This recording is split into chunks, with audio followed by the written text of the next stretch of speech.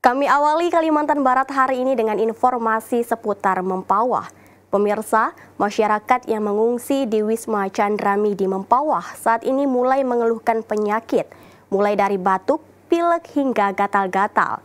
Mereka yang sedang mengeluhkan penyakit tersebut saat ini telah diberikan layanan kesehatan dari perwakilan RSUD Rubini Mempawah.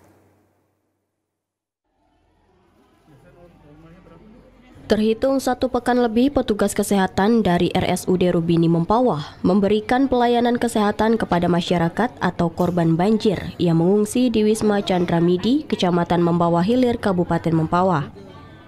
Selama memberikan pelayanan, banyak ditemukan masyarakat yang mengeluhkan penyakit, mulai dari batuk, pilek, demam hingga gatal-gatal, bahkan ada juga yang mengalami sakit asam urat.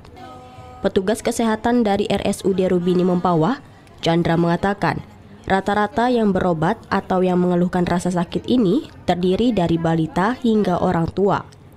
Saat ini mereka telah ditangani dan telah diberikan obat sesuai dengan kebutuhannya.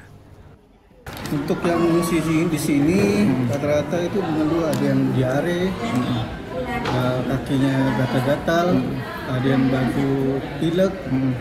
Dan kalau untuk lansia ini ada yang asam urat sama ada riwayat hipertensi. Di sini orang tua banyak anak-anak, ada juga balita, terus ada lansia.